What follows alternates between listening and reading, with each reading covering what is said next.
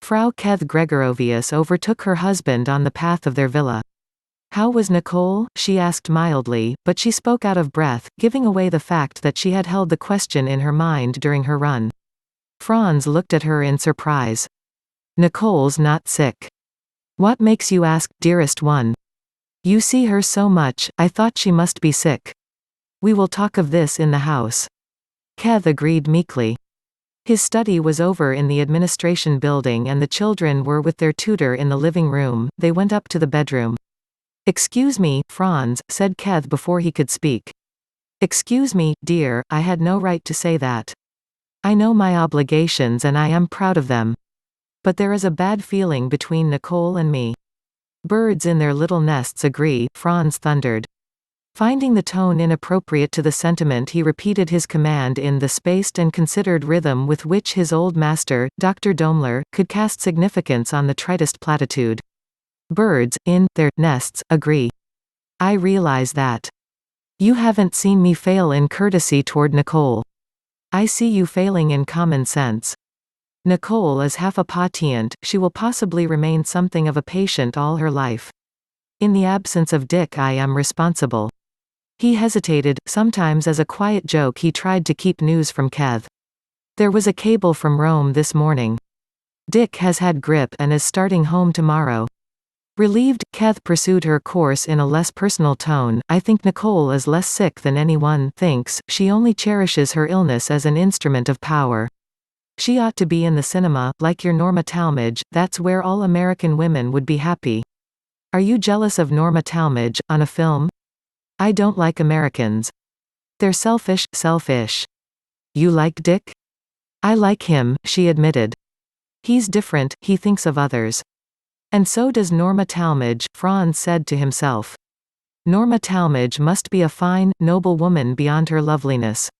They must compel her to play foolish roles. Norma Talmadge must be a woman whom it would be a great privilege to know.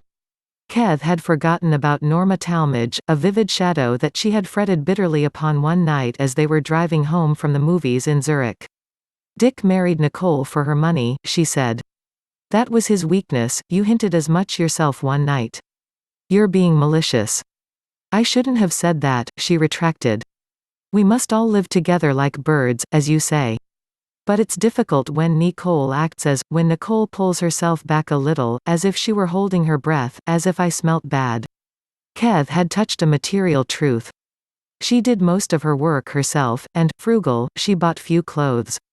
An American shopgirl, laundering 2 changes of underwear every night, would have noticed a hint of yesterday's reawakened sweat about Keth's person, less a smell than an ammoniacal reminder of the eternity of toil and decay.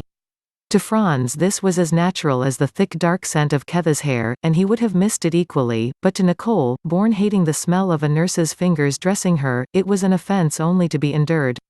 And the children, Keth continued. She doesn't like them to play with our children, but Franz had heard enough. Hold your tongue, that kind of talk can hurt me professionally, since we owe this clinic to Nicole's money. Let us have lunch.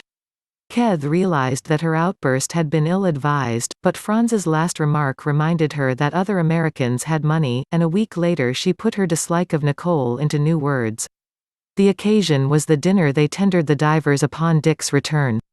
Hardly had their footfalls ceased on the path when she shut the door and said to Franz, "Did you see around his eyes? He's been on a debauch." "Go gently," Franz requested. "Dick told me about that as soon as he came home. He was boxing on the transatlantic ship. The American passengers box a lot on these transatlantic ships."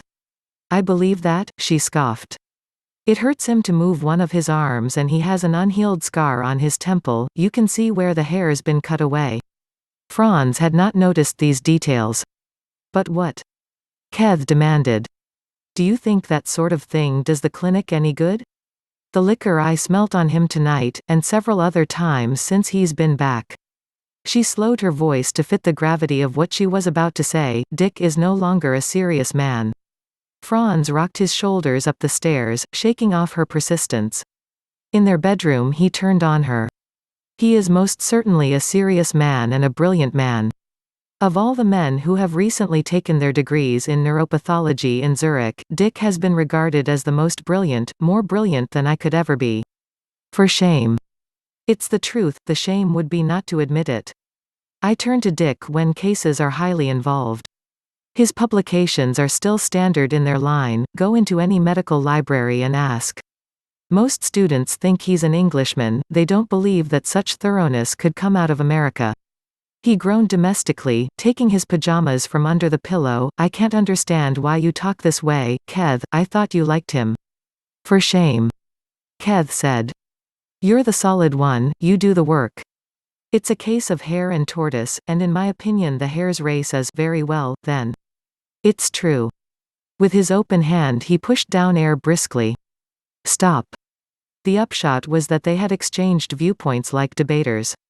Keth admitted to herself that she had been too hard on Dick, whom she admired and of whom she stood in awe, who had been so appreciative and understanding of herself. As for Franz, once Keth's idea had had time to sink in, he never after believed that Dick was a serious person. And as time went on he convinced himself that he had never thought so.